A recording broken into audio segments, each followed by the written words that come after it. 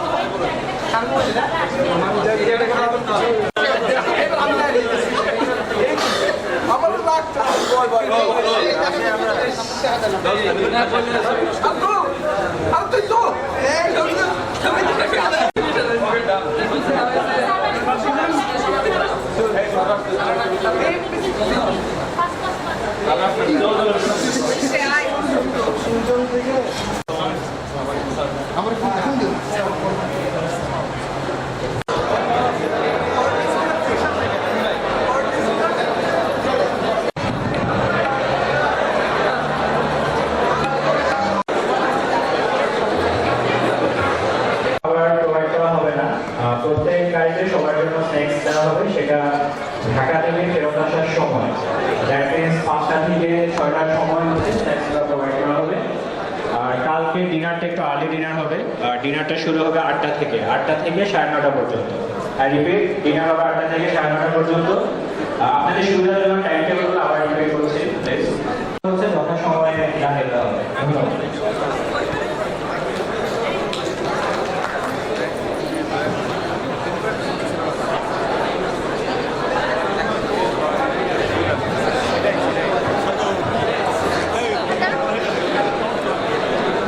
Dear participants, please listen to me. You will get 1 minute to take your seat.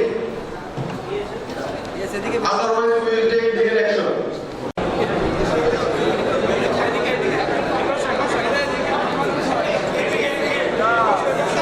Please, dear participant, please keep quiet.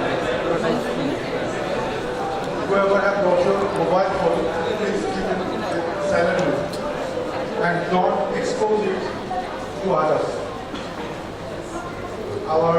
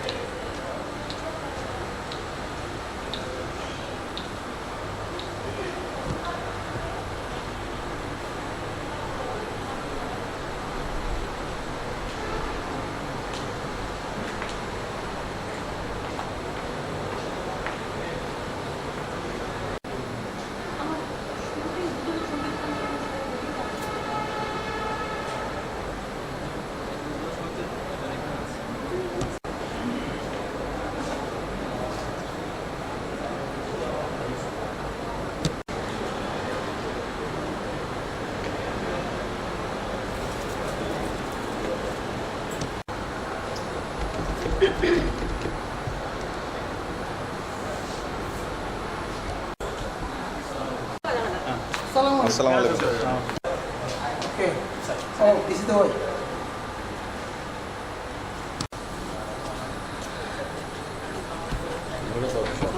Iya.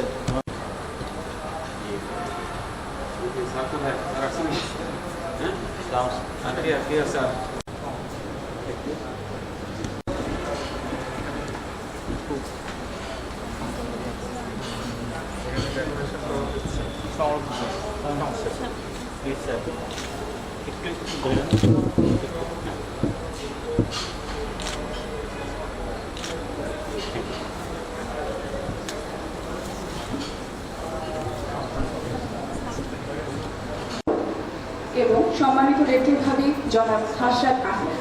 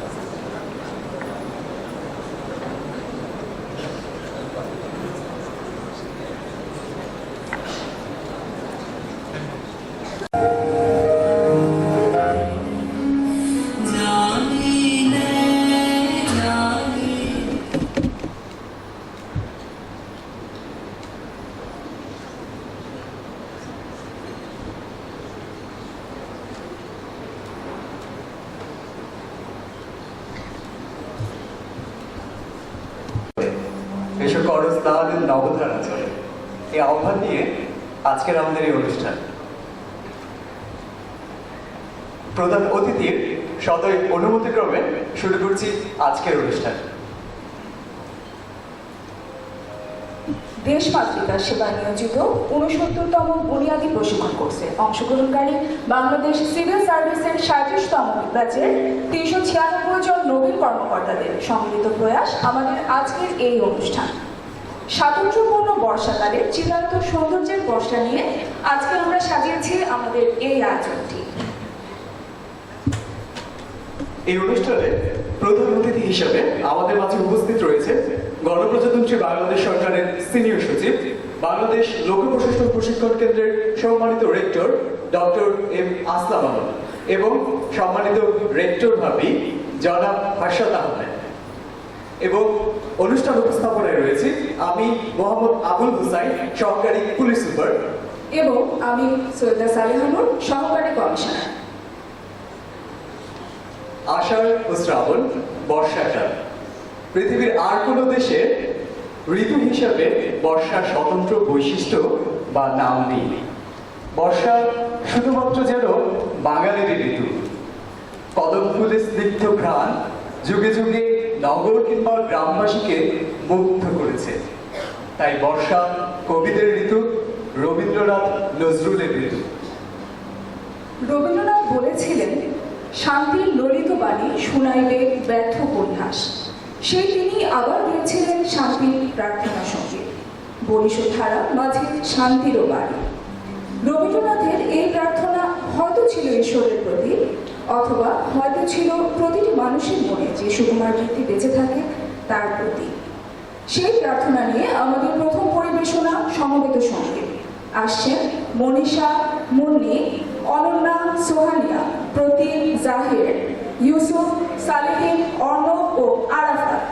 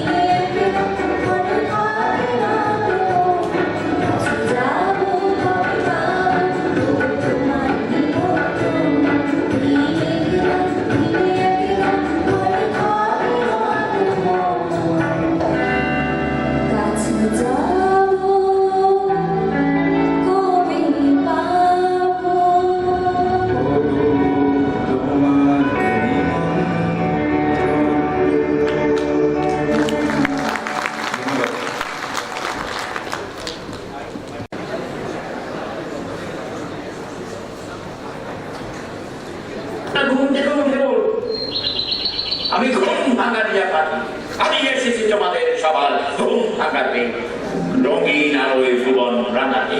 ওঠো ওঠো জেগে ওঠো সবাই। ডাকে পাখি হলো আঁখি, দেখো সোনালি আকাশ, বহে ভোরের বাতাস। ডাকে পাখি হলো আঁখি, দেখো সোনালি আকাশ, বহে ভোরের বাতাস।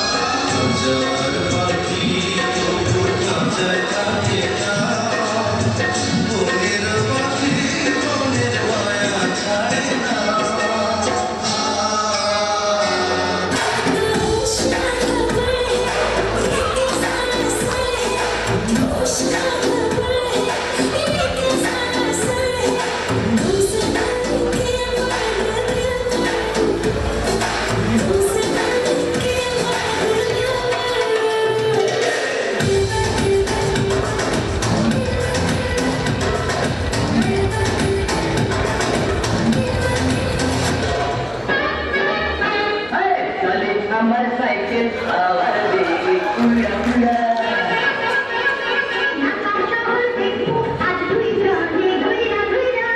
আমার সাইকেল আওয়ার বেগে উড়া উড়া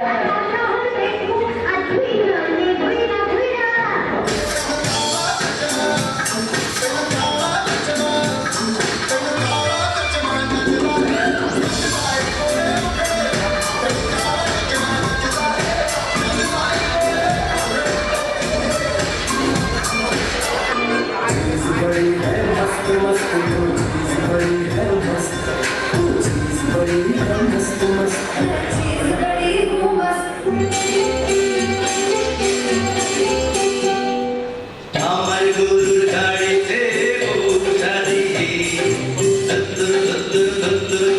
টানাই বাঁধিয়ে আমার গরুর গাড়িতে বউটা দিয়ে টানাই বাঁধিয়ে যাবো তোমার শ্বশুর বাড়ি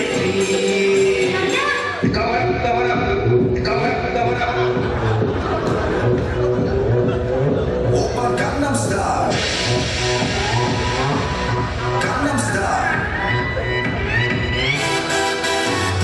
낮에는 따사로운 인간적인 여자, 커피 한 잔에 여유를 아는 품격 있는 여자, 밤이 오면 심장이 뜨거워지는 여자, 그런 반전 있는 여자. 너는 선호해. 낮에는 너만큼 따사로운 건 선호해. 커피 식기도 전에 원샷 때려 선호해. 밤이 오면 심장이 빠져버리는 선호해. 그런 선호해. 아름다워 사랑스러워 그래 너 바로 너 아름다워 사랑스러워 그래 너 지금은 나까지가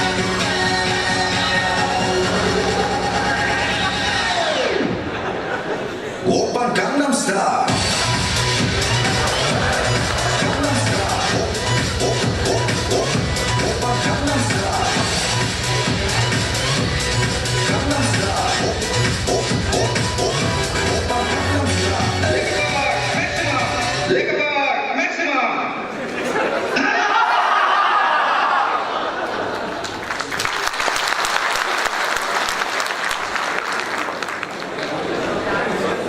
বর্ষাকাল ভরা যৌবনা নদীগুলো বুক উজাড় করা ভালোবাসার দাবি সাগরের বুকে ঢেলে দেয়। সাগরের বুকে সে ভালোবাসা উত্তাল তরঙ্গ আকারে আছড়ে পড়ে তীরে।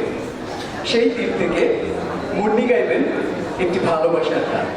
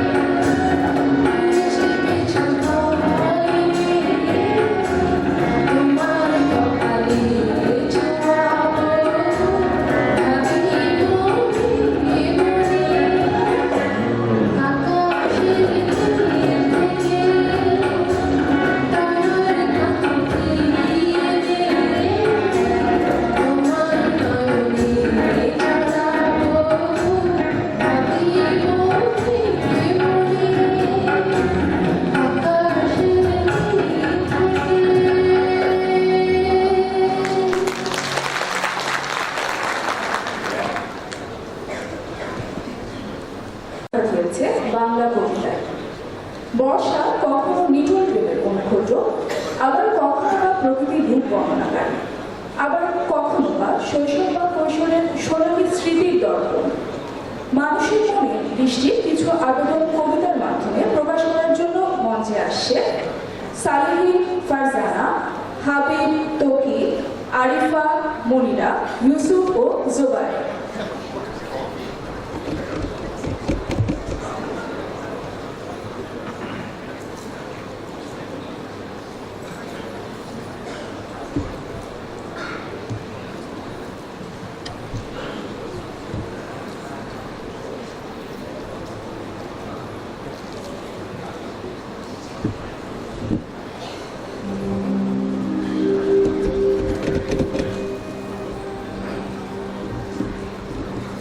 একদম বৃষ্টি হোক, অবিরাম বৃষ্টি হোক উষর জমিনে, নিরীহ রক্তের দাগ মুছে নিক জলের প্লাবন, মুছে নিক পরাজিত ব্যর্থ বাসনার গান।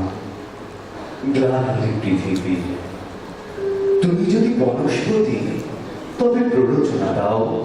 বৃষ্টি হোক, বৃষ্টি হোক, একবার বৃষ্টি হোক। দ্বিধার আকাশ ছিঁড়ে ছড়ুক প্রেরণাত্র জল। অবিরল বৃষ্টি হোক উষ্ণ জীবনে, ধুয়ে যাক জমাট রক্তের দাগ। পরাজয়, গ্লানির পৃথিবী।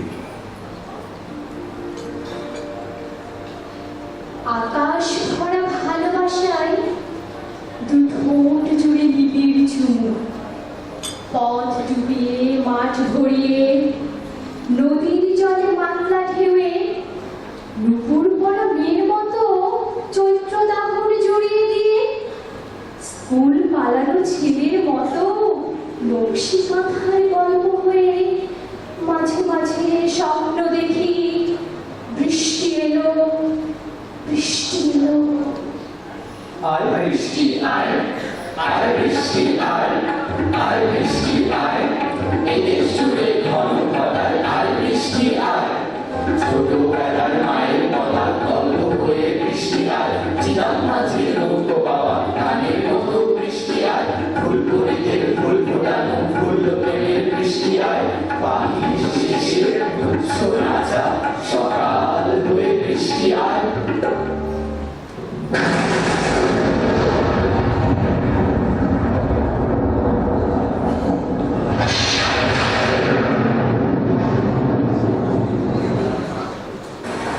নীল নবঘনে আষাঢ় গগনে তিন ঠাই আর নাহিরে, ও আজ তোরা যাসনি ঘরের বাহিরে।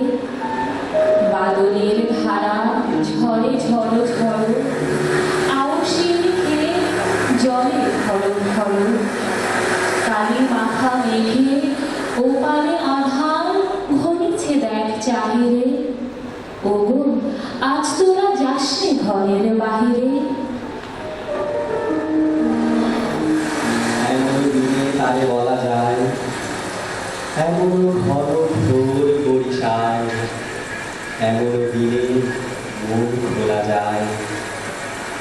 এমন মেঘ স্বরে বাদল ঝড় ঝরে, কখন দিন ঘন তমসায়, এমন দিনে তারে বলা যায়।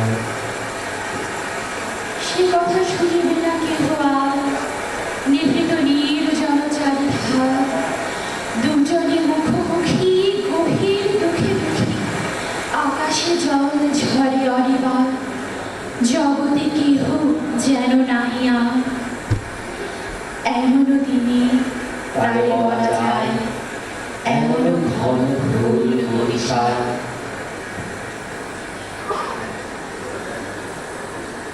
আজ বর্ষার রূপ ফেরি মানবের মাঝে, চলেছে গরজি, চলেছে নিবিড় সাজে। কোন তারনায় মেঘের সহিত মেঘে, বক্ষে বক্ষে মিলিয়া বজ্র বাজে। বর্ষার রূপ ফেরি মানবের মাঝে। বৃষ্টির কথা থাক, বিরোধীর কথা বলি। শোনায় দুজনে বিদ্যাপতির বিষণ্ণ পদাবলী। বর্ষার কথা থাক, বগলের কথা বলি। ঝরা বগলেই ভরে রাখি এই প্রশস্ত অঞ্জলি। আকাশের কথা থাক, হৃদয়ের কথা শুনি। যদিও বিরহ, তবু মিলনের স্বপ্ন জানি বলি। অশ্রুর কথা থাক, আবেগের কথা শুনি। সহস্র রাত কেটে যাক, দূর আকাশের তারা গণি। গরিমার কথা থাক, বিনয়ের পাঠ ধরি। কলহের কোনো কাজ নেই, কিছু করুণার গান করি। বিদ্যার কথা থাক, প্রেমের কবিতা পড়ি। চারিদিকে এই জলধারা, তবু সৃষ্টির গীত করি। ধন্যবাদ সবাইকে।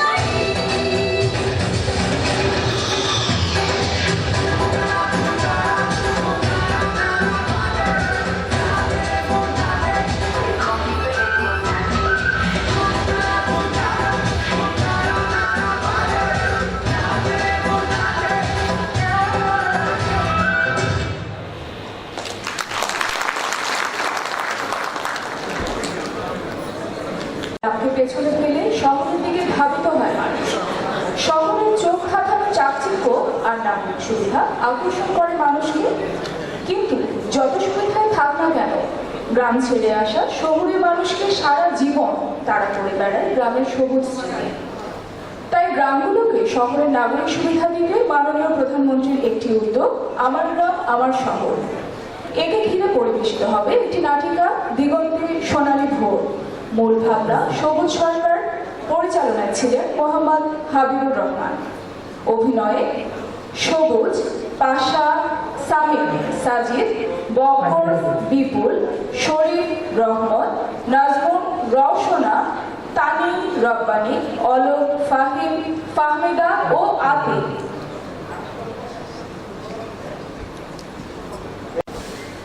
ফুলিমা, আরে ফুলিমা, সকাল থেকে দুই একটা ভদর ভদর কস্তায় আছে শুনবো না। কই গেলি রে? আর পারি না। আরে ফুলিমা, কি হয়েছে? সকাল সকাল করছে চুকিয়ে। এই কি হয়েছে বুঝিস না? হ্যাঁ, ডাক্তার ডাক্তার বলেছি, ডাক্তার কর। সেই সকালবেলা খবর দিছি অসুস্থ হইছো, একটু ধৈর্য ধরো লাগে, একটু ধৈর্য ধরো। ধৈর্য আমার ধরে কেমন রে? তুই আমার কি খাওয়াইছস? পানি খাওয়াইছস না বিষ খাওয়াইছস? থামবো না এই বিড়াটা। আমি মরলে তো ভালোই হয়। আর একবার বিয়া করবার পারস? এই বেশি বকিস নে, যা বলিসিস তাই কর। যা যা যা, ডাক্তার দেখ, আমার আর সহ্য হচ্ছে না। আমার তো উপায় নাই, আমার তো কম দিয়ে লাগবে। আচ্ছা বলো। যা যা যা, ওরে ওরে বাড়িতে কেউ আছেন? ওরে গেলাম রে, ওরে। ও ডাক্তার সাহেব হ্যাঁ, আসছে। ফুলিমা, কি হয়েছে? অসুস্থকে বলি না বলে বাবা। কি হইলো তোমার? ও ফুলিমা, কথা কম না কেন? ও ডাক্তার সাহেব আমার ফুলিমাকে কি দেখি দেখি ফুলিমা, অদ্ভুত হয় না, আমি আসছি, দেখছি দেখি কি হচ্ছে না? সকাল থেকে আইতাছে আর যাইতাছে ডায়রিয়া ডাক্তার সাহেব। কতবার গিয়েছে? তাই 15 বার তো হইবই। সর্বনাশ, 15 বার? কি বলে? দেখি দেখি দেখি।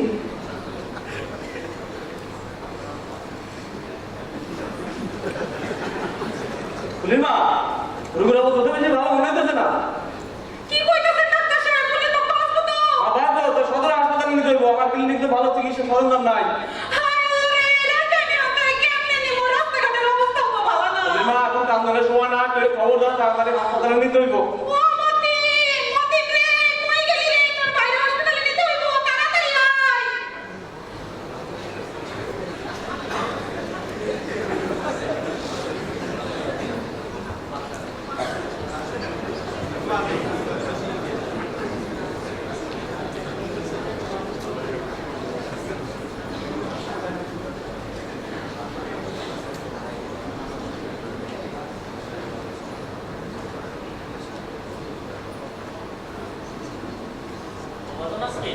মাইনে দিয়েছি, বড় একটা ইলিশ কিনেছি। আমি গেছি আলতাফনো বৌদির জন্যে। তোমার দেখি বয়স বাড়ার সাথে সাথে পিড়ি তো বাড়ি চলেছে। তো বিয়াই হয় না, পিড়িতে বুঝলি কি রে? সে যাকে শুনলাম তুমি নাকি বড় একটা দাম করেছো, ভাইজির জন্য পাত্রীর সন্ধান পেয়ে গেছো। তা ঠিকই বলছিস, ডাঙ্গর নাইয়া আজকাল ভয় রাখতে নাই। কথাটা মন্দ কম নাই। আজকালকার পোলাপান রাস্তাঘাটে যেভাবে জ্বালাতন করে। মালাই আমার তো চিন্তায় তুমি হচ্ছিল না। চলে দা মাস্টার মশাই, এই সবাই কথা নাকি? এই সবাই, তোমার নাকি মাইয়ার বিয়ে? যে মাস্টার মশাই, মায়ের বিয়ে এবার প্রীতি করে ফেলেছি। তো তোমার মায়ের বয়স কত? আগে 12-13 তো কবি। এই তুমি জানো না 18 বছরের নিচে যে মাইয়া বিয়ে দেয়া নিষেধ? মাস্টার মশাই, আমরা গরিব দুঃখু সুখু মানুষ, আমরা আবার 17 কি 18 বাকি। শোনো জগায়, 18 নিচে মাইয়া বিয়ে দিলে নানা রকম শারীরিক, মানসিক আর সামাজিক সমস্যা। পারো তোমার ঘরে রাখা যায়, কত কি ঝামেলা। এই তোমাদের দুইজনের কিন্তু পুলিশ ধরে নিয়ে যাবে কইলাম।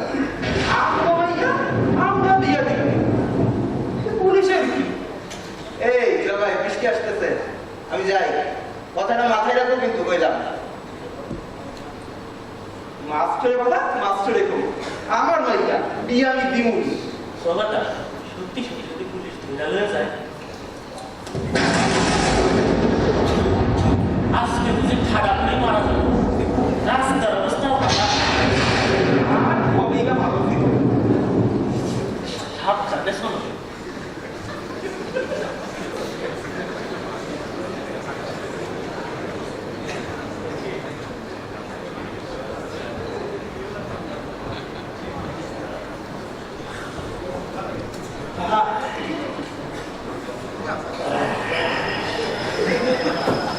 When I eat one task, I speak English.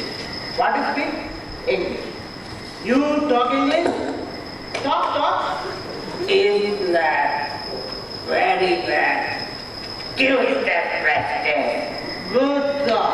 But you know, I is king in English. No, Yes. I am with you. No, I does not like you.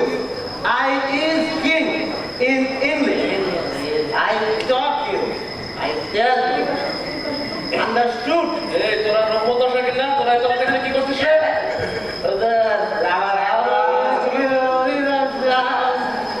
এই তোরা কি নেশা করছিস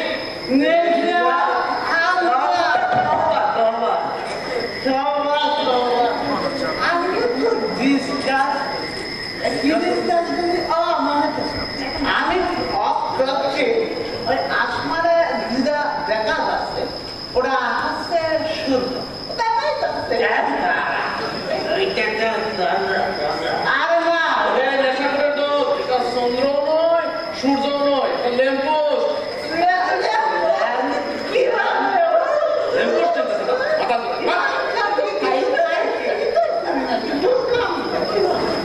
গ্রামের নেশা ছেলে পেলে বলি নেশা মনে করে ধ্বংস হয়ে গেছে আল্লাহ আমার এই ছেলে পেলে ধ্বংস রক্ষা করো আল্লাহ আল্লাহ তোমার কাছে দোয়া করে ঘুরে ঘুরে আল্লাহ তোদের দিনের বুকে নিয়ে আসো আল্লাহ আল্লাহ রহম করো আল্লাহ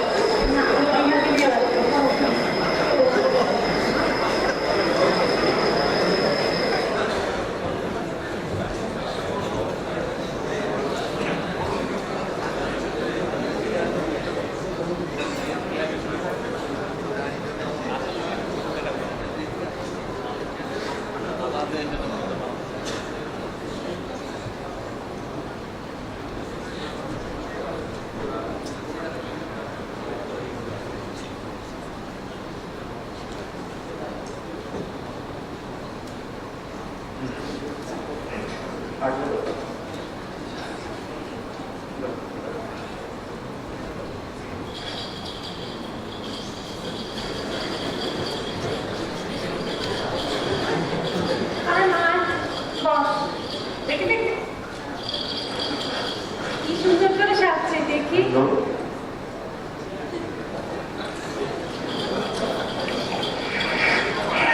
দেখ আমার দিকে তো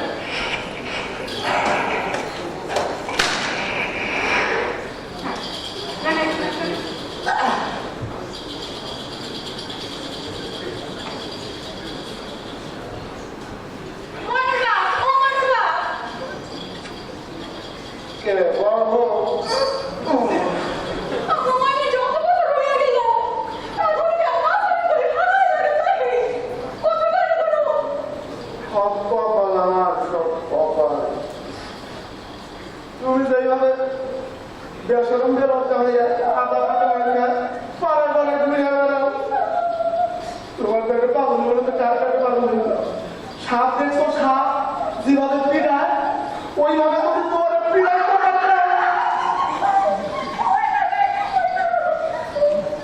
নজর লাগছে অভিশাপ সব আল্লাহ অভিশাপ নাহলে কেমন মারে আমার ঘরে মানাবা তোমরা আমাকে কি কর মানা কোনো অভিশাপ না পাগল না ও হচ্ছে বিশেষ শিশু গরিবের মাইয়া হতে পারে কিন্তু আমি ক্লাস 5 পর্যন্ত পড়ছি স্কুলে দেখছি এদের এরকম বাচ্চাদের আর্টিস্টিক শিশু অটিস্টিক আর আর্টিস্টিক এইটা হায় আল্লাহ এইটা তুমি কে জানি আছে নাকি কে কেরামত মাস্টার সাহেব বাসায় আছো নাকি হ্যাঁ ভিতরে আসো এই তোমার বাসায় তো বাইরে থেকে চিল্লাচিল্লি শুনতেছি কি বিষয় আর কই না মাস্টার সাহেব আমাকে মনে না কথা কয় না কত বয়স হয়েছে এখনো কেমন কেমন আচরণ করে ছোট বউটা নাকি অটিস্টিক শোনো তোমার ছোট বউয়ের কথা আমি বাইরে থেকে শুনছি তোমার ছোট বউ তো ঠিকই বলছে তোমার এই বাচ্চাটা তো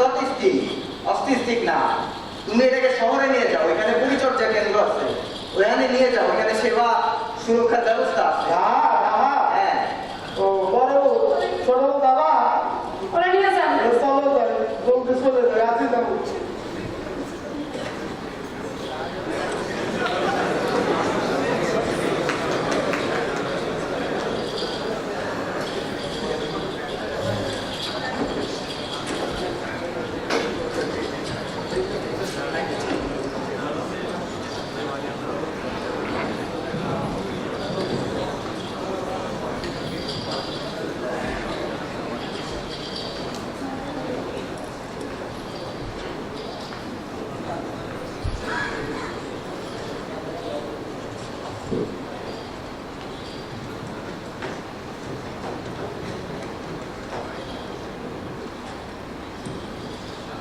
আসসালামু আলাইকুম হ্যালো গ্রামবাসী আমাকে লাগে আজকের দিনটা বড় আনন্দের দিন বড় খুশির দিন আমাকে গ্রামে দুই হীরার টুকরা বৈশা হয়েছে আমাদের লগে ওরা দুজনই বিশেষ ক্যাডার হয়েছে বিশেষ ক্যাডার মানে হচ্ছে বিশাল বড় অফিসার কিন্তু আমাকে এই দুই বাবাজি বিশাল বড় অফিসার হয়েও এই গ্রামবাসীকে বুঝলে যায় না ওরা আসছে তোমাদের লগে কথা কইব সবার লগে কথা কইব সবার সমস্যাগুলো যায় না দিব আমার বামে যারা দেখতেছো ওই যে আমার দত্তবাড়ির পোলা আর ডাইনে আছে আমার ভাতিজা রহিমামজা ওরা দুইজন তোমাদের সমস্যাগুলো শুই না এগুলো লিখে দিবে আর এই বেবাক গ্রামদারে কিভাবে শহর বানানো যায় এটার জন্য ওরা কাজ করবে তোমরা তোমাদের সমস্যাগুলো করবে এই তোরা আবার কিছু করবি না আমার শহর হয় কেমনে গ্রামে কি উঁচা উঁচা বিল্ডিং হইব এটা না আলাইলে এগুলো কে নিয়ে আসে বুঝছো গ্রামবাসী পুরো মেয়েরা এইসব তোমাদের গুলো লাগে গ্রামের ইজ্জত যায় আর আমাদের জন্য আশেপাশের 10 গ্রামে আমাদের গ্রামের মুখ উজ্জ্বল হয় দিল্লি গিয়ে চেষ্টা করবো পোলাপানগুলোর মানুষ বানানোর জন্য এখন তোমরা তোমাদের সমস্যাগুলো খুলে করো আমার বাবা দুজন এগুলো লিখে নিব দেখা যাক গ্রামে কিভাবে শহর বানানো যায় তারা কিভাবে কাজ করে তো জবাই কি করবা কোদি আগে বাবু আমরা গ্রামে যে বড় রাস্তাটা আছে না এটা কি ঠিক হবে রে হ্যাঁ ঠিক আছে ভাই হ্যাঁ গোলাই মানে যন্ত্রণায় মাইয়ে বলে স্কুল পাঠানো যায় না সব বিয়ে দেওয়া লাগে তুই বলো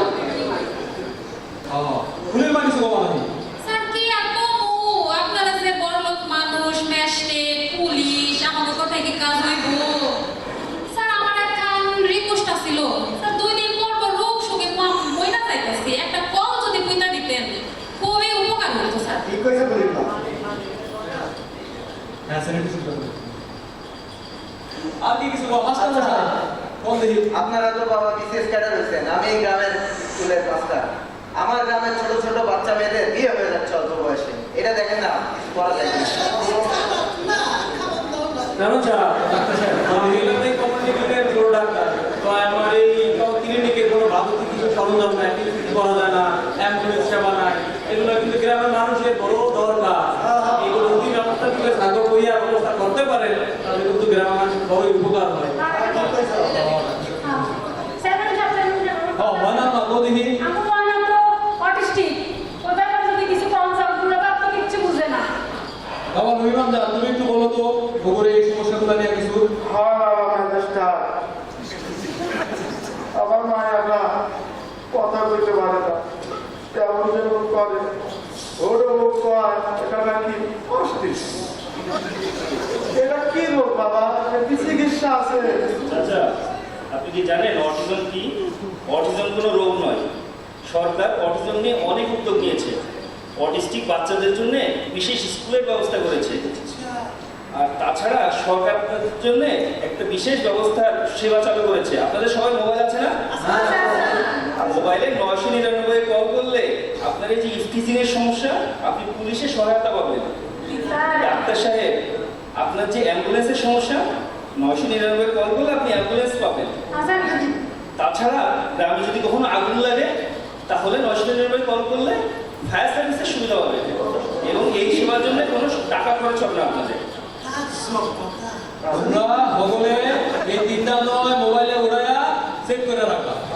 নিজেকে বিপদে নিজেকে সমস্যায় নিজেরাই সমাধান করতে পারবে বুঝলা বাবা সাহেব আপনি ওই দিন কি যেন বলতেছিলেন বাবা সাহেব আসসালামু আলাইকুম আপনারা জ্ঞান কর্ম অনুভব যান আপনাদের সামনে আমি একটা কথা বলতে চাই।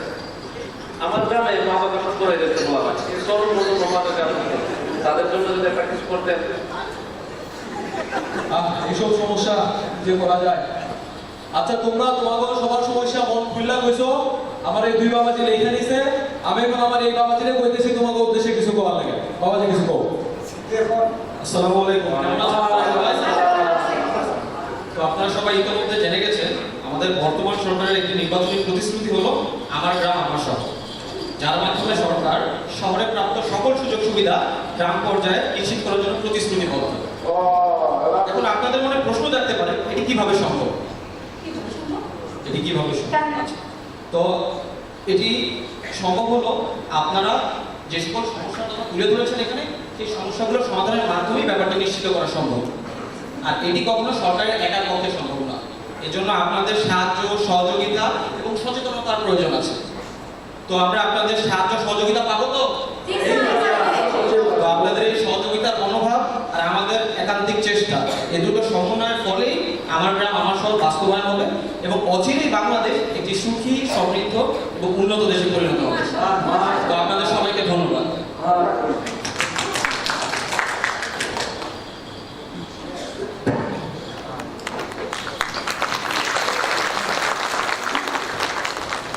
সমকালীন বাংলা সাহিত্যের অনন্য দুই কবি রবীন্দ্রনাথ ঠাকুর ও জীবনানন্দ দাশ থেকে খানিকটা ভিন্ন রূপে নারীর চিত্রায়ন আমরা লক্ষ্য করি নজরুলের কাব্যমনীষায়।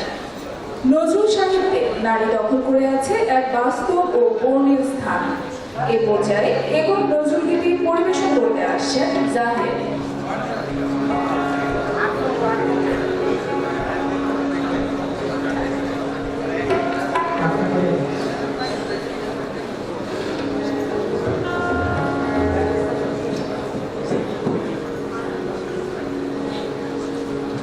আলগা করো গো তোমার বাঁধন, দিল বহিয়ে মেরা হঁস গই, দিল বহিয়ে হঁস গই।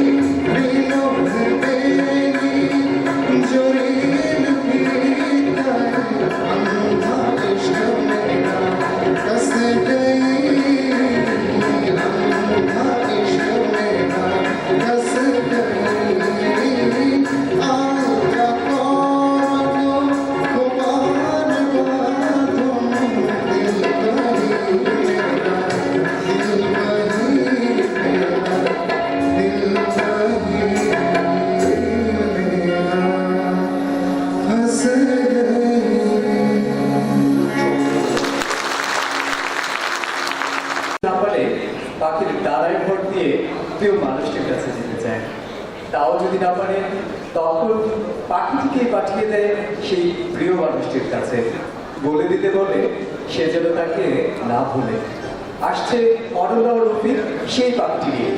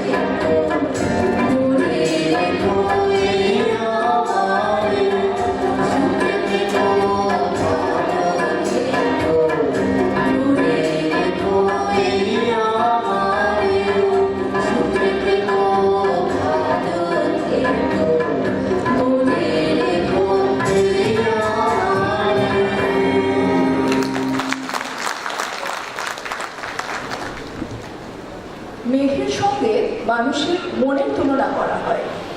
মেঘের মতোই মানুষের মনও কত বিচিত্র। হঠাৎ নেচে ওঠে, হঠাৎ কেঁদে ওঠে, আবার হঠাৎ চঞ্চল হয়ে ওঠে।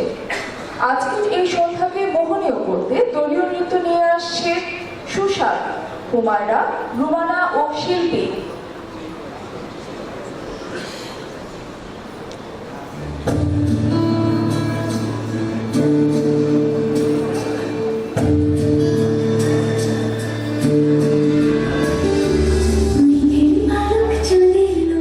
কাগজে কি ভাসছে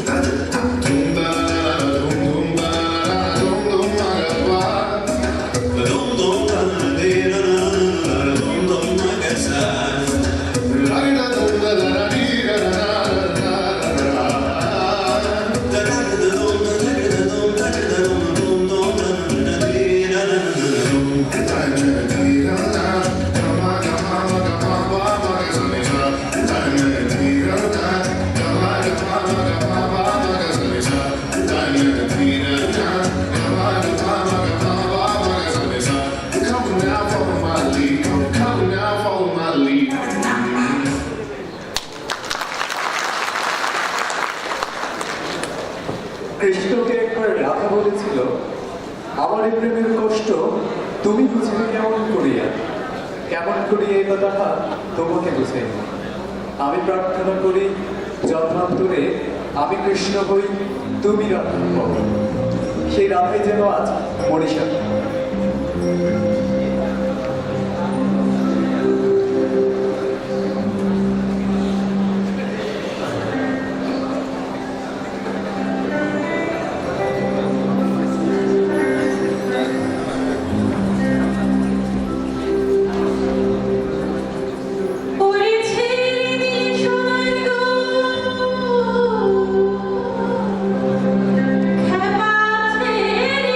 সোনার গো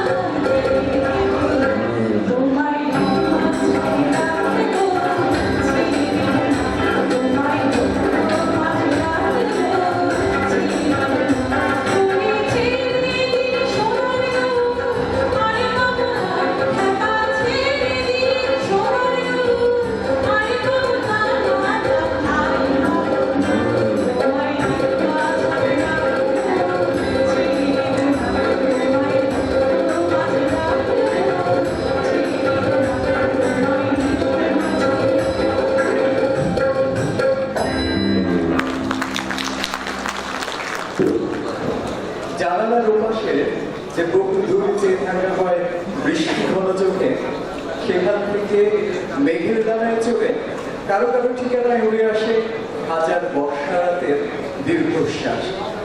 প্রতীক, রেজা, শেখ, অরব, রনি, সংগ্রাম, সালেহিন, জুবাইর, রাব্বানি ও নোমানের সুরে এবার শোনা যাক বৃষ্টির কান্না ও হাজার বর্ষা রাতের গল্প।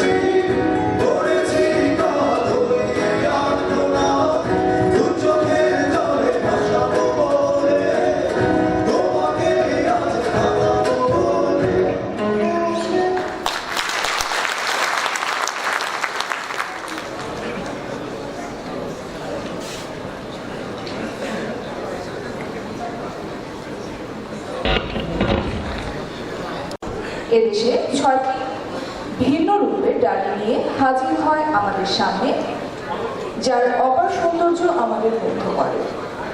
প্রকৃতির বৈচিত্র্যের সাথে মানব জীবনেও নতুনত্বের ছোঁয়া লাগে। সর্বনতুন বিভিন্ন রূপ নিয়ে এখন আমাদের এই বর্ণিল আয়োজন। আসছে মাসুদ, শান্তা, হারুন, উর্মি, রাসেল, পাপিয়া, আরিফ, মঞ্জুরা, অর্ণব, ডিপ্লোম্যাসি, পারভেজ, রুবি, সারোয়ার ও রাজশ্রী।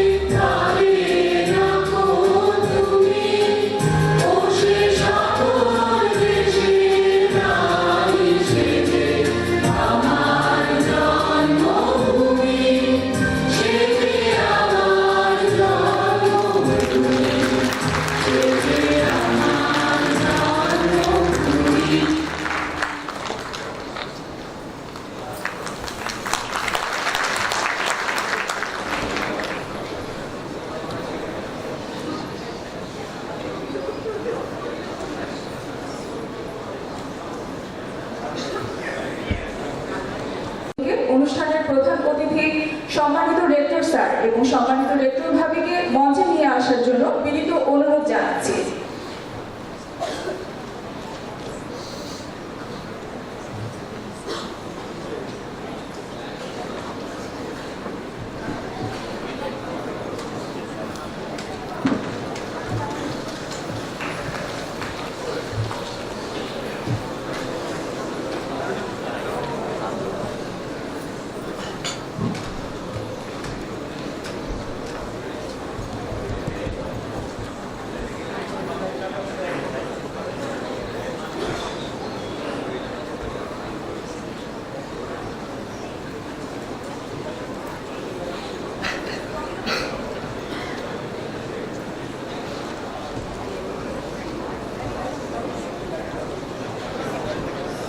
সম্মানিত প্রধান অতিথি আমাদের আজকের এই আয়োজনের বিষয়ে তার অনুভূতি ব্যক্ত করবেন।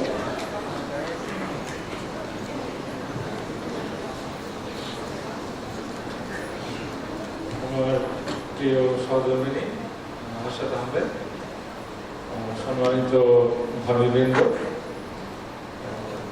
শ্রদ্ধাস্পদ অনুষ্ঠ সদস্যবর্গ এবং প্রিয় প্রশিক্ষণার্থীবৃন্দ, আসসালামু আলাইকুম ও শুভ সন্ধ্যা।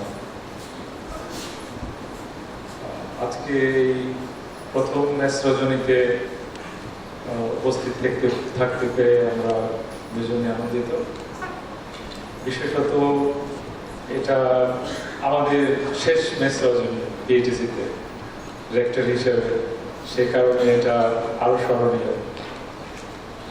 তোমাদের যে অনুষ্ঠানমালা দেখলাম এটা অত্যন্ত ভালো হয়েছে। সকলে এখানে অংশগ্রহণ ছিল, প্রাণবন্ত অংশগ্রহণ ছিল, বিভিন্ন মেজাজের পরিবেশনা ছিল। মোট কথা সন্ধ্যাটি চমৎকার কেটেছে। এখানে এই অডিটোরিয়ামে ঢোকার মুখে দেখলাম যে সাজসজ্জা করা হয়েছে, এবং এখানে যে সাজসজ্জা করা হয়েছে কুড়ে ঘর বা কুড়ে ঘরের আলোতে, এটা আমাকে বিশেষভাবে নাড়া দিয়েছে।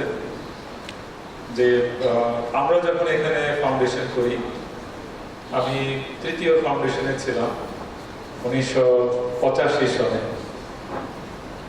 তখন কিন্তু আমরা কুড়ে ঘরকে ডায়াস সাজানোর কাজে ব্যবহার করার কথা মাথায় আসতো না। কেউ চিন্তাই করতে পারতো না যে কুড়ে ঘর দিয়ে ডায়াস সাজানো যাবে। কেন? কারণ সারা বাংলাদেশ তখন চারিদিকে কুড়ে ঘর, ঘর মানেই কুড়ে ঘর। এই ঘর, সনের ঘর, পাটকাঠির বেড়া অথবা এই ধরনের বেড়া, যেটা চারিদিকেই যেটা দৃশ্যমান, সেটা দিয়ে তো আর মঞ্চ সজ্জা করার মতো বিষয় থাকে। 2001 সনে আমরা ইয়েতে গিয়েছিলাম, নিউজিল্যান্ড গিয়েছিলাম, ক্রাইস্ট চার্চে। আমি তখন অস্ট্রেলিয়ায় পিএইচডি করছিলাম। ক্রাইস্ট চার্চের ইউনিভার্সিটি অফ ক্যান্টারবারিতে একটা কনফারেন্সে পেপার প্রেজেন্ট করার জন্য যাই। ভাস্কর্য আমার সাথে ছিল। সেখানে ক্রাইস্ট চার্চের এক জাদুঘরে হ্যারিকেন দেখে অবাক হয়েছিল। তারা হ্যারিকেনকে জাদুঘরে রেখেছে, মানে হ্যারিকেন তখন তাদের কাছে এটা জাদুঘরে রাখার মতো বিষয়, কিন্তু আমাদের কাছে তখনও হ্যারিকেন জাদুঘরে রাখার মতো বিষয় মনে হয়নি। কারণ আমাদের দেশে তখনও হ্যারিকেন বহুল প্রচলিত, এবং এখনো সম্ভবত হ্যারিকেন ব্যবহার করতে হয় গ্রামে। কমে গেছে যদিও, চার্জ লাইট সৌজন্যে বিদ্যুৎ সবসময় থাকে না।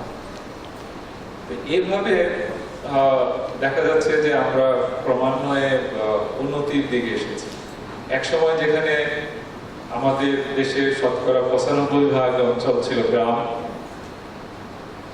এবং সেই 95% গ্রামের শতকরা 95% ঘর ছিল এই কুড়ে ঘর। আমার চোখে দেখা এখন আর সেটা নেই, তোমরা তা দেখোনি। এখন এই ধরনের কুড়ে ঘর খুঁজে পাওয়া যায় না। সারা বাংলাদেশে খুব দুষ্প্রাপ্য হয়ে গেছে। মানে আমরা উন্নতির যে সিঁড়ি বেয়ে অনেক দূর উপরে উঠেছি। আমি 83 সনের ডিসেম্বরে চাকরিতে জয়েন করি।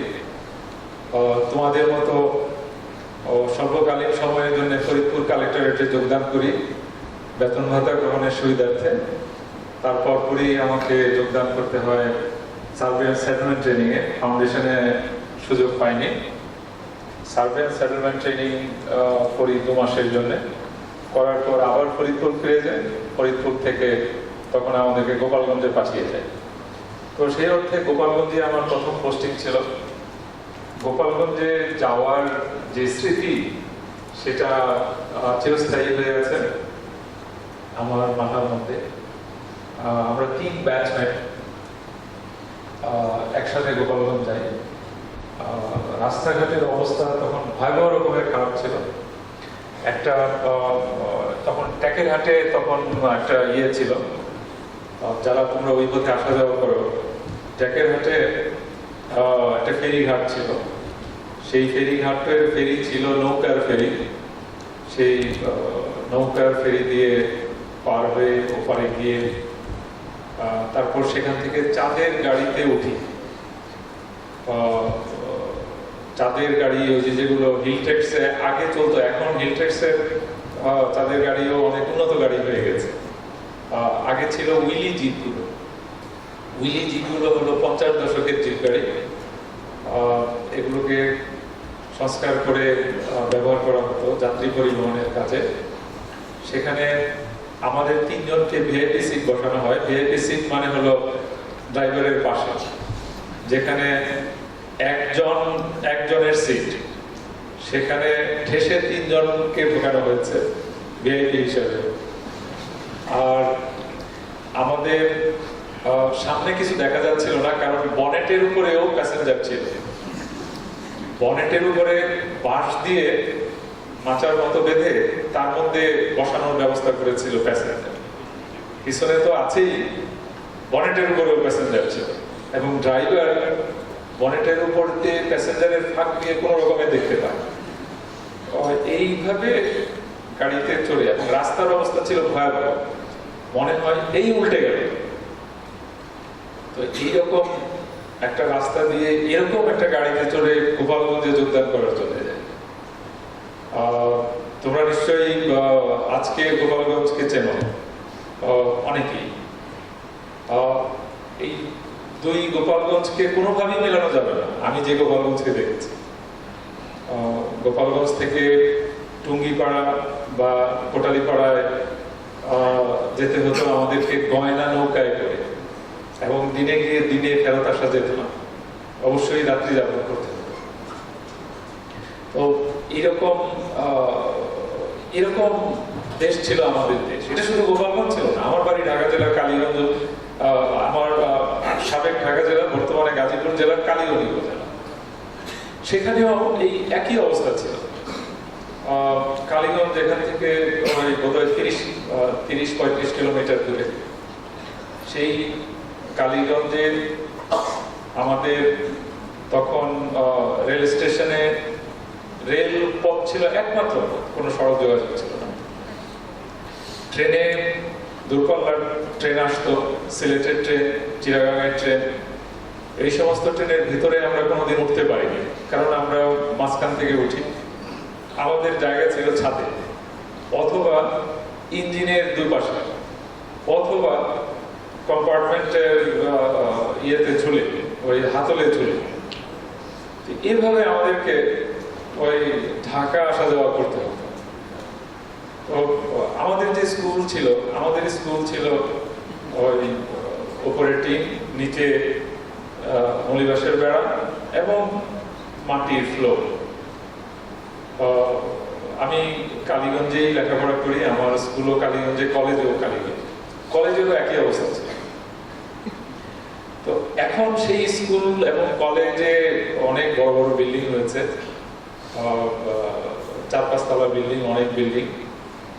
এবং আমরা সবাই তখন ওই সময় সবাই লুঙ্গি পরে স্কুলে যেত, কলেজেও যেত, অধিকাংশ ছাত্ররাই। কেউ স্যান্ডেল পরতো, কেউ খালি পায়ে যেত। আর এখন সবাই ড্রেস পরে স্কুল কলেজে যায়, স্কুলে নির্ধারিত ড্রেস আছে, ড্রেস পরে স্কুল কলেজে যায়, জুতো পরে তো অবশ্যই। এবং আমরা ওই সময় পায়ে চলাচল করতাম, এখন কেউ হাঁটে না, এখন সবাই গাড়িতে চলাফেরা করে। ওই বাস চলে, টেম্পো চলে, অটোরিকশা চলে, বহু কিছু। আর আমাদের সময় রাস্তাই ছিল না, নৌকায় চলাফেরা করতে হতো বছরে 7 মাস। তো দেশটা ওইখান থেকে আজকের এখানে চলে আসছে, যে এটা আমাদের চোখের উপরে। তা আমার চাকরি থেকে চলে যাওয়ার সময় হয়ে গেছে। তো এখানে আমি তুলনা করছি যে আমরা যখন শুরু করেছিলাম তখন কি ছিল এবং শেষ করছি কোথায়। এবং এর সাথে তুলনা করার চেষ্টা করছি তোমাদেরকে। তোমরা আজকে শুরু করছো কোথায়, শেষ করবে কোথায়? তোমাদের এখানে যারা আছো তোমরা বোধহয় সবাই 2050-এর বেশি বোধহয় তোমরা চাকরি করবে, তাই না? 2050-এর বেশি। হ্যাঁ হ্যাঁ, 2041 তো পার হবেই, 2051 পার করবে বোধহয় বেশিরভাগ। হিসেব করেছো না হিসেব করোনি? তোমাদের হয়তো হিসেব করার কথা না, কারণ আমরা আমাদের সময় আমরা হিসেব করিনি। আমরা যখন ফাউন্ডেশন ট্রেনিং করেছি, সচিব হওয়ার কথা তো কোনোদিন ভাবিনি। কিসের সচিব? তখন আমাদের মাথায় ছিল ডিপার্টমেন্টের পরীক্ষা পাস করতে হবে, সিনিয়র স্কেল পাস করতে হবে, ওই উপজেলা ম্যাজিস্ট্রেট হওয়া তখন মাথার উপরে, এসিল্যান্ড হওয়ার, এসিল্যান্ড বানানোর তখন উদ্যোগ চলছিল। এটা ছিল আমাদের মাথায় একটা বিরাট খড়গ, এসিল্যান্ড হওয়া যাবে না। এসিল্যান্ড না হওয়ার জন্য তখন আমাদের বিশাল তৎপরতা যে আমরা এসিল্যান্ড হব না, এবং আমরা সাকসেসফুলি এসিল্যান্ড হওয়া থেকে অব্যাহতি পাই। ওই যে আমাদেরকে এসিল্যান্ড করা যাবে না, উপজেলা ম্যাজিস্ট্রেট করতে হবে, এবং আমরা উপজেলা ম্যাজিস্ট্রেটই হই। এবং তারপরে টার্গেট ছিল উপজেলা নির্বাহী অফিসার হওয়া, সেটার জন্য সিনিয়র স্কেল পাস করতে হবে। মাথার মধ্যে এগুলোই ছিল। তো এর বাইরে আর তখন আর খুব একটা চিন্তা করিনি কবে জেলা প্রশাসক হব, কবে বিভাগীয় কমিশনার হব, বা কবে সচিব হব, এগুলো চিন্তাই ছিল না। আর যখন যোগদান করি তখন আমার রিটায়ার করার কথা 2017 সাল, পরবর্তীতে 2 বছর বেড়ে যাওয়ায় 2019 হয়ে গেছে। তো 2017 সালের কথা তো ভাবতেই পারতাম না, এত দূরে 2017, যে এত দূরে যে মনে হতো যেন মঙ্গল গ্রহের সমান দূরে। তোমাদের কাছে এখন যেমন মনে হচ্ছে 2055 বা 2060 এটা মঙ্গল গ্রহের সমান মনে হতে পারে, যে এটা নিয়ে চিন্তা ভাবনা করার দরকার নেই। কিন্তু দেখতে দেখতে যেমন আমার সময় এসে গেছে, তোমাদেরও হয়তো দেখতে দেখতে একদিন সময় চলে আসবে। তবে এই যে পথ পরিক্রমা, এই পথ পরিক্রমায় তোমাদেরকে আমরা যেভাবে ওই বাংলাদেশকে এই বাংলাদেশে রূপান্তর করে দিয়ে গেছি, তোমাদেরকেও এই বাংলাদেশকে সেই যে আমাদের জাতির পিতার স্বপ্নে দেখা সোনার বাংলায় রূপান্তর করতে হবে। আমরা এখনো করতে পারিনি। এখনো বাংলাদেশে প্রায় 6 কোটি মানুষ দারিদ্র্য সীমার নিচে বসবাস করে। এখনো বাংলাদেশের সুশাসনের তীব্র অভাব, বাংলাদেশে এখনো ভয়ানক দুর্নীতি, অনিয়ম, বাংলাদেশকে এখনো বহুদূর যেতে হবে। এখন এই যে বহুদূর যাওয়া, এই বহুদূর যাওয়ার পথে সৈনিক তোমরা, এখন তোমরা মিলিটারি ল্যাঙ্গুয়েজে ইনফ্যান্ট্রি, সম্মুখ সারিতে আছো, তোমরা কমান্ডে চলো, কিন্তু কিছুদিনের মধ্যেই তোমরা নিজেরাই কমান্ডার হয়ে যাবে। ছোট কমান্ডার, মেজর কমান্ডার, বড় কমান্ডার, তোমরা অচিরেই তোমরা দায়িত্বশীল পদে চলে যাবে 5-10 বছরের মধ্যে। তো তোমাদের হাতে আমাদের দেশের ভবিষ্যৎ নির্ভর করছে, তোমরা কিভাবে চালাবে দেশকে। পৃথিবীর বহু দেশ নিম্ন মধ্যম আয়ের দেশে এসে কিন্তু আটকে গেছে, আর আগাতে পারেনি। এটাকে বলে মিডল ইনকাম ট্র্যাপ। এই মিডল ইনকাম ট্র্যাপে পৃথিবীর বেশিরভাগ দেশ আটকে যায়। আমরাও কি মিডল ইনকাম ট্র্যাপে আটকে যাব, নাকি আমরা মিডল ইনকাম ট্র্যাপকে অতিক্রম করে বাংলাদেশকে একটা, আমাদের মাননীয় প্রধানমন্ত্রী যেটা বলে থাকেন যে 2040 ক্ষুধা ও দারিদ্র মুক্ত, সুখী, সমৃদ্ধ, উন্নত বাংলাদেশ গড়ব। আমাদের নির্ভর করতে হবে তোমাদের উপরে। আমাদের দেশ এবং জাতি তোমাদের উপরেই নির্ভর করে থাকবে, যে তোমরা একদিন বাংলাদেশকে সুখী, সমৃদ্ধ বাংলাদেশে পরিণত করবে, বাংলাদেশকে একদিন দুর্নীতিমুক্ত বাংলাদেশে নিয়ে যাবে, বাংলাদেশকে একদিন কুশাসন থেকে মুক্ত করে সুশাসন বাংলাদেশে কায়েম করবে। পৃথিবীর সব দেশেই যারা উন্নত হয়েছে তারা কিন্তু এই পথগুলো অতিক্রম করেছে। আজকে আমাদের যে অবস্থা, সুশাসনের অভাব, এটা কিন্তু পৃথিবীর সব উন্নত দেশেই ছিল। আমাদের দেশে যে দুর্নীতি ভয়াবহ মাত্রায়, এটা কিন্তু উন্নত দেশগুলো তো একসময় ছিল। তো উন্নয়নের পথ পরিক্রমায় তারা এগুলোকে বিসর্জন দিয়েছে। তারা এটাকে বিসর্জন দিয়ে তারা সভ্য হয়ে গেছে। তো এটা কিন্তু ভিতর থেকে আসতে হবে, এটা বাইরে থেকে কেউ চাপিয়ে দিতে পারবে না, নিজেদের ভিতর থেকে এটা আসতে হবে। আমি মাস্টার্স করার জন্য সুযোগ পেয়েছিলাম জাপানে এবং নেদারল্যান্ডসের ইনস্টিটিউট অফ সোশ্যাল স্টাডিজ হেগে, সেখানে আমি পাবলিক পলিসিতে মাস্টার্স করার সুযোগ পেয়েছিলাম। একই সময়ে জাপানের ইন্টারন্যাশনাল ইউনিভার্সিটিও জাপানে মাস্টার্স করার সুযোগ পেয়েছিলাম। আমি বেছে নিয়েছিলাম জাপানকে, কারণ জাপানের ব্যাপারে আমার একটু আগ্রহ ছিল যে জাপানি ইউরোপ আমেরিকার বাইরে, মানে সাদা চামড়ার দেশের বাইরে একমাত্র দেশ যারা নাকি উন্নত দেশে ওই সময় রূপান্তর হতে পেরেছিল, আর কেউ পারেনি। পরবর্তীতে আরো কিছু এসেছে। তো জাপান কিভাবে করে এটা আমার জানার খুব আগ্রহ ছিল, জাপানের সোসাইটিকে জানার আগ্রহ ছিল, তাই জাপানে গিয়েছিলাম। জাপানে গিয়ে যেটা দেখতে পেয়েছি, যা শিখেছি, তা হলো যে 1861 সাল ছিল জাপানের জন্য একটা যুগান্তকারী সাল। এই 1861 সনে জাপান আধুনিক জাপানের ভিত্তিপ্রস্তর স্থাপিত হয় এবং মধ্যযুগীয় যে জাপান সামুরাই, তোমরা হয়তো অনেকেই হয়তো যে লাস্ট সামুরাই ছবি দেখেছো। তো এই যে সামুরাই, তারা মধ্যযুগীয় সামুরাই, তারা জাপানের রাজনীতি, সমাজ, অর্থনীতি সকল কিছু এই সামুরাই শ্রেণী পরিচালনা করত। এই 1861 সনে এসে এই সামুরাইয়ের যে নেতৃবর্গ, জাপানের যে সমাজপতি, তারা দেখলো যে পৃথিবীর মানচিত্রে স্বাধীন জাতি হিসাবে টিকে থাকতে হলে আমাদেরকে পরিবর্তিত হতে হবে, এবং তারা পরিবর্তনের সিদ্ধান্ত নিল। এবং তারা এই সামুরাই ক্লাসকে তারা নিজেরা নিজেদের অবলব্ধি ঘোষণা করলো যে আমরা আর সামুরাই থাকবো না। তো এখন এই যে নিজেরা নিজেদেরকে উন্নত করার যে অঙ্গীকার এবং যে প্রচেষ্টা, এবং এর ফলে নিজেদের মধ্যে গৃহযুদ্ধ লেগে গেল, সংস্কারপন্থী এবং ইয়াদের মধ্যে যুদ্ধ লেগে গেল, এবং এই যুদ্ধে সংস্কারপন্থীরা জয়ী হওয়ার ফলে জাপান আধুনিকায়নের পথে এগোলো, জ্ঞান বিজ্ঞানের চর্চা করা শুরু করলো এবং সকল ক্ষেত্রে তারা পরিবর্তন আনতে শুরু করলো। যে 1861 সন থেকে শুরু করে তারা 1905 সালেই পরাশক্তিতে রূপান্তরিত হয়।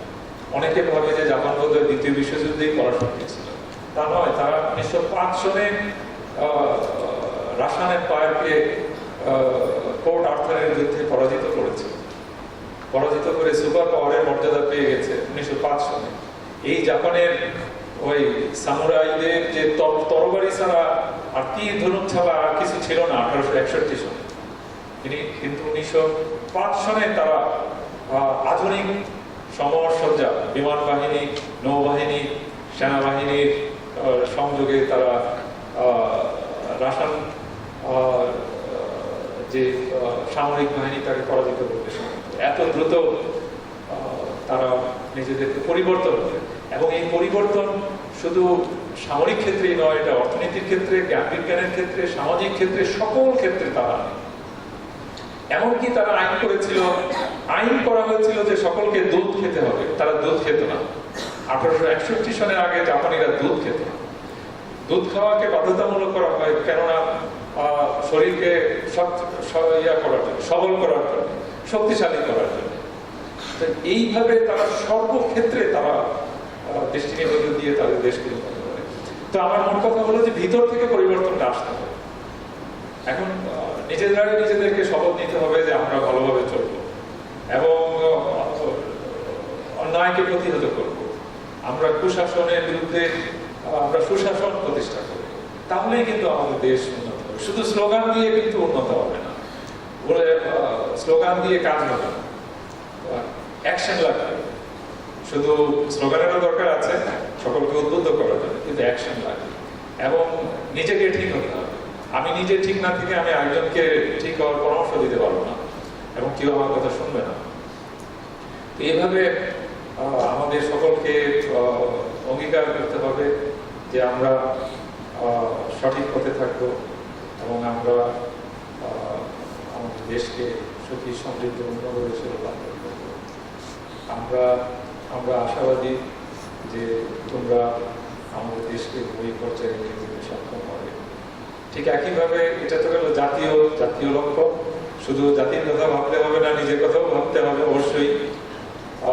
আমাদের জাতির পিতা একাধিকবার বলেছেন সরকারি কর্মকর্তাদের উদ্দেশ্যে যে তোমার নিজের এবং তোমার পরিবারের দেখভাল করার জন্য সরকার তোমাকে চাকরি দেয়নি, তোমাকে চাকরি দিয়েছে জনগণের সেবা করার জন্য। তোমরা জনগণের খাদেম, তোমরা জনগণের অভিভাবক, তোমরা জনগণের সেবক।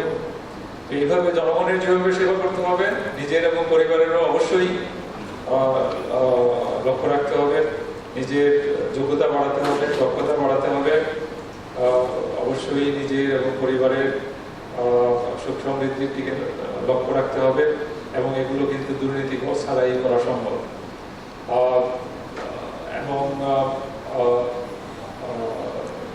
প্রচেষ্টা থাকবে এটা যে কি করতে পারে, তোমরাও করতে পারবে। তোমরা সুখী ও সমৃদ্ধ হবে এই ব্যক্তিগতভাবে, পারিবারিকভাবে এবং কর্মজীবনে, এই আশাবাদ করতে যাচ্ছে। তোমাদের বিশেষ করে একটা পরিবেশনা আমাদের বেশ নজরে এসেছে, সেটা হলো তোমরা যেদিন শুরু করো, পিটি শুরু করো, সেদিন আমরাও পিটি করেছি। তো এখানে আমাদের ডক্টর জাওয়াদ আমাদেরকে মোটামুটি, জাওয়াদ আছে এখানে? জাওয়াদ নেই? জাওয়াদ মোটামুটি বাধ্য করেছিল আমাদেরকে পিটি করতে আর কি। তোমাদের কোর্স পরিচালক সানোয়ার, ডক্টর সানোয়ার সেদিন বলছিল যে ফাউন্ডেশন থেকে জ্বালানো শুরু করছেন, এখনো জ্বালাচ্ছে। এই জ্বালানো আর শেষ হয় না।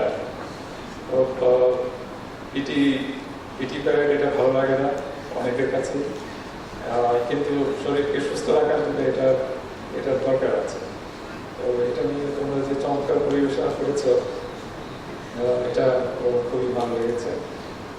সকল পরিবেশনে অত্যন্ত ভালো লেগেছে। সংস্কৃতি চর্চা অত্যন্ত জরুরি। বিশেষ করে আমাদের দেশে ভয়াবহ প্রবণতা দেখা দিয়েছে জঙ্গিবাদকে মোকাবেলা করার জন্য সংস্কৃতি চর্চার কোনো বিকল্প নাই। সংস্কৃতি চর্চা করতে হবে এবং তোমরা নিজেরা সংস্কৃতি চর্চা করবে এবং স্থানীয়ভাবে তোমরা যে যেখানে কাজ করো সেখানে সংস্কৃতি চর্চায় তোমরা উৎসাহ দেবে। তোমাদের সকলের পক্ষেই উৎসাহ দেওয়া সম্ভব। আর কিছু না করো, তুমি যদি একজন শ্রোতা হিসেবেও যাও কোথাও একটা উপজেলায় বসে একটু একটা গ্রুপের অনুষ্ঠান দেখো, তারা অত্যন্ত অনুপ্রাণিত। আমি উপজেলায় কাজ করার সময় দেখেছি যে আমি কিছুই করতাম না, আমি মাঝে মধ্যে গিয়ে ওদের ওখানে বসে থাকতাম, তো ওরা অত্যন্ত খুশি। আমি তো তখন খুবই জুনিয়র অফিসার, জাস্ট আমার চাকরির বয়স 3 বছর। তো এই যে আমি যে যেতাম, এটা দিয়ে তারা খুব অনুপ্রাণিত। সেখানে একটা থিয়েটার গ্রুপ ছিল। তো এইভাবে বিভিন্নভাবে সংস্কৃতি চর্চায় তোমরা অবদান রাখতে পারো, পৃষ্ঠপোষকতা করতে পারো। তোমরা তা করবে এই আশাবাদ ব্যক্ত করছি। আর আমাদেরকে এই আনন্দ দেওয়ার জন্য তোমাদেরকে ধন্যবাদ জানাচ্ছি। আর আজকের এই আনন্দের দিনে অনেক ভারী ভারী কথা বলে আবার একটু পরিবেশকে একটু ভারী করে ফেলেছি, সেই জন্যে আশা করি কিছু মনে করবে না।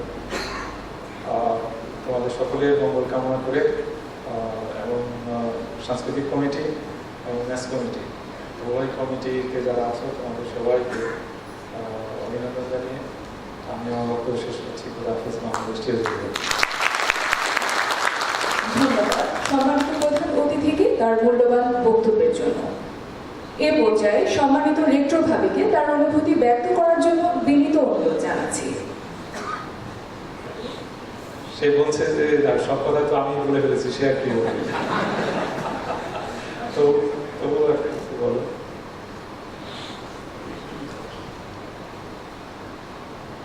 আসসালামু আলাইকুম, শুভ সন্ধ্যা। 69তম বুনিয়াদী প্রশিক্ষণ অনুষ্ঠানে উপস্থিত মেস রজনীতে উপস্থিত প্রধান অতিথি, সম্মানিত রেক্টর,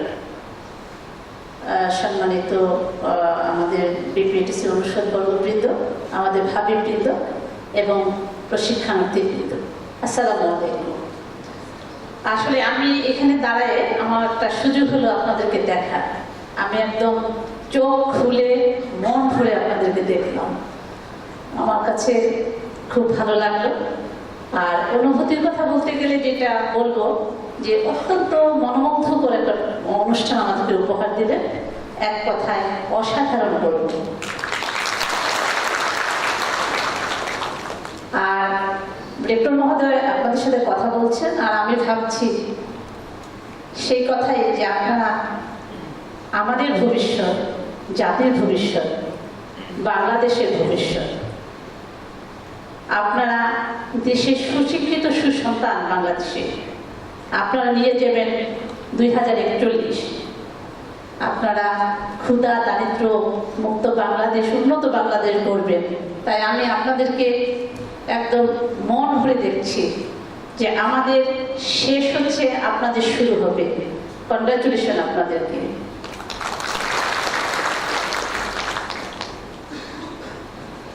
আর আপনাদের আসলে আপনারা যে অনুষ্ঠান করলেন এবং আপনারা যেভাবে ট্রেনিং, মানে একটা আমি পাশে থেকে যেটা দেখছি যে অত্যন্ত টাইট প্রোগ্রাম, তার মধ্যেও আপনারা এত সুন্দর প্রোগ্রাম উপহার দিলেন। আশা করি আপনারা আপনাদের এই সাংস্কৃতিক চর্চাকে ধরে রাখবেন। এটা একদিকে শারীরিক এর যে মানুষের যে প্রশান্তি, এটা চিন্তাই করা যায় না, যেটা আপনারাও বোঝেন যে আমরা কিছুক্ষণের জন্য অনেক কিছু থেকে দূরে ছিলাম, আপনাদের সাথে একাকার হয়ে গিয়েছি আমরা। এটা একটা বিরাট প্রশান্তির বিষয়। আপনাদেরকে অসংখ্য ধন্যবাদের জন্য। আর আপনাদের সুন্দর জীবন, সুখী জীবন কামনা করছি। আর আমি আমাদের ট্রেনিং সেন্টার কিংবা যে কোনো আপনাদের পরিবারকে বলবো যে আপনাদেরকে সুন্দরভাবে নার্সিং করা, যেটা আপনারা আপনাদের মেধা শক্তি, আপনাদের মেধা মননকে দেশের কাজে লাগাতে পারেন, নিজের কাজে লাগাতে পারেন। নিজকেও সুস্থ রাখতে হবে, তবেই তো আপনি দেশের সেবা করতে পারবেন। পরিবারকে ভালো রাখতে হবে, পরিবারের সাথে সুন্দর সম্পর্ক থাকতে হবে, তবেই আপনি কাজে এনার্জি পাবেন। সুতরাং আপনারা এখানে অনেক বড় বড় শিক্ষক যারা আপনাদের অনুষদবর্গ আছেন, রেক্টর মহোদয় আছেন, তাদের কাছ থেকে আপনারা শিক্ষা নিচ্ছেন। আমি বলবো যে আপনারা আপনাদের নার্সিংটা যেন তারা অত্যন্ত অত্যন্ত যত্নের সাথে করে, এবং আপনাদের পরিবার আপনাদেরকে যত্ন করা দরকার, যেন আপনারা দেশের সেবা করতে পারেন। আমি অনেক দোয়া আপনাদের জন্য, অনেক ভালোবাসা আপনাদের জন্য। অনেক ভালো থাকবেন, আর এবং আমাদের জন্য দোয়া করবেন যেন আমরা সুস্থ, সুন্দর এবং নিরাপদে থাকতে পারি। আপনাদের সুন্দর কর্মময় জীবন কামনা করে শেষ করছি। বাংলাদেশ চিরজীবী হোক। তার মূল্যবান বক্তব্যের জন্য এ পর্যায়ে আজকের পারফরমেন্সে অংশগ্রহণকারী সকল প্রশিক্ষণার্থীদেরকে প্রধান অতিথির সাথে মঞ্চের ফটো সেশনে অংশগ্রহণের জন্য আহ্বান জানাচ্ছি।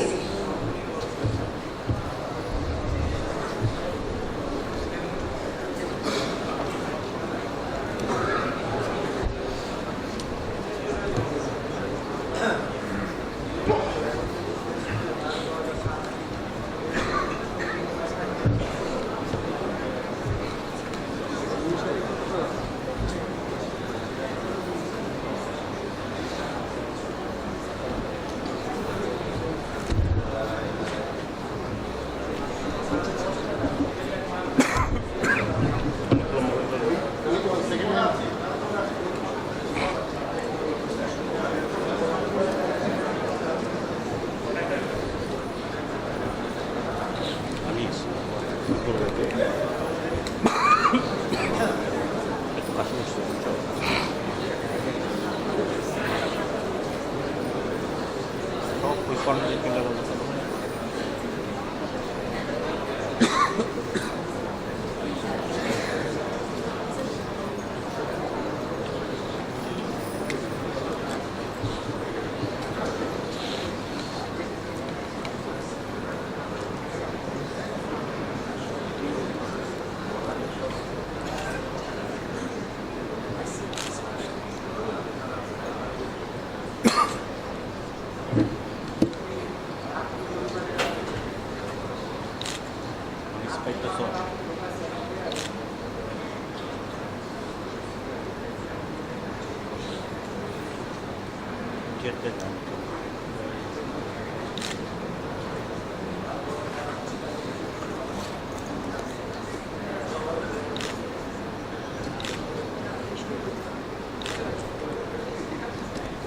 নমস্কার। আজকের অনুষ্ঠানের প্রধান অতিথি শ্রদ্ধেয় স্যার ডক্টর এম আসলাম আলম, রেক্টর বাংলাদেশ লোক প্রশাসন প্রশিক্ষণ কেন্দ্র এবং গণপ্রজাতন্ত্রী বাংলাদেশ সরকারের সিনিয়র সচিব, সম্মানিত রেক্টর ভাবি জনাব হাসরাত আহমেদ, সম্মানিত কোর্স ম্যানেজমেন্ট টিমের সদস্যবৃন্দ, বাংলাদেশ লোক প্রশিক্ষণ কেন্দ্রের অনুষদবর্গ এবং সম্মানিত ভাবিবৃন্দ ও আমার সহকর্মীবৃন্দ, সবাইকে শুভ সন্ধ্যা।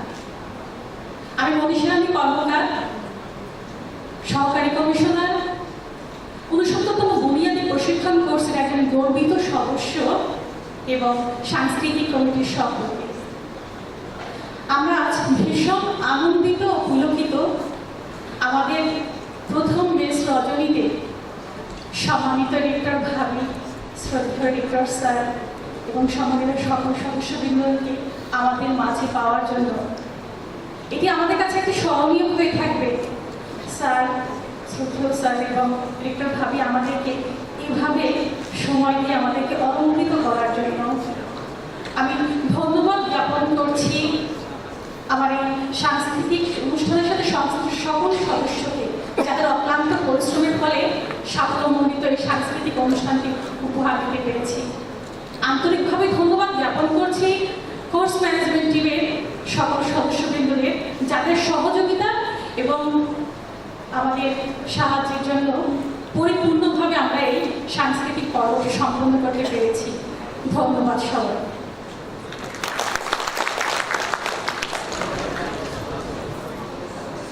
এ পর্যায়ে মেস কমিটির সভাপতি থেকে আহ্বান জানাচ্ছি তার বক্তব্য প্রদানের জন্য।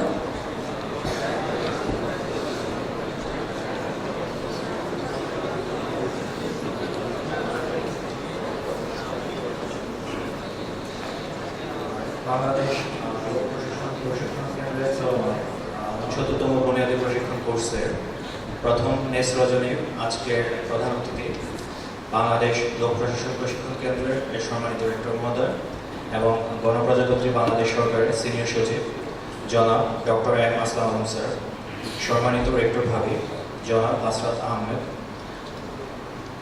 সম্মানিত অনুষদবর্গ, উক্ত প্রশিক্ষণ কোর্সের কোর্স ম্যানেজমেন্ট টিমের সম্মানিত সদস্যবৃন্দ, উপস্থিত অতিথিবৃন্দ এবং ৭তম বুনিয়াদী প্রশিক্ষণ কোর্সের প্রশিক্ষণার্থীবৃন্দ, শুভ সন্ধ্যা এবং আসসালামু আলাইকুম। শত ব্যস্ততার মাঝেও আজকের এই মাসরজনীতে উপস্থিত থাকার জন্য অসংখ্য ধন্যবাদ ও কৃতজ্ঞতা জ্ঞাপন করছি।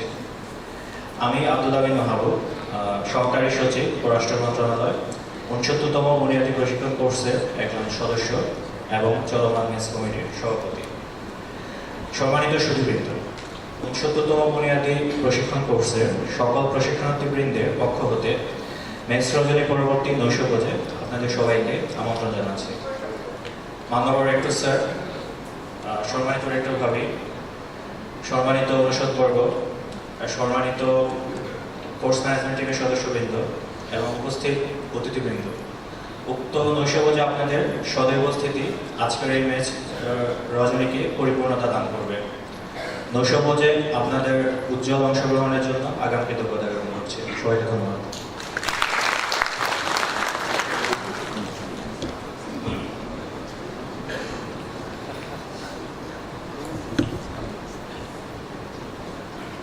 এই সুন্দর অনুষ্ঠানটিকে সার্থক করতে নেপথ্যে থেকে যারা অক্লান্ত পরিশ্রম করেছেন, সংস্কৃতি কমিটির উপদেষ্টা, মঞ্চ ব্যবস্থাপনা ও আলোকসজ্জাকারী পরিকল্পনাকারীদের, আইসিটি কমিটি, মেস কমিটি, বাদ্যযন্ত্রে যারা ছিলেন, অসংখ্য ধন্যবাদ তাদেরকে। সম্মানিত সুধী, আমাদের এই আয়োজন যদি আপনাদের এতটুকু আনন্দ দিতে পারে বা আপনাদের হৃদয়কে স্পর্শ করে থাকে, তাতেই আমরা আনন্দিত। সকলকে ধন্যবাদ জানিয়ে বিদায় নিচ্ছি। শুভরাত্রি।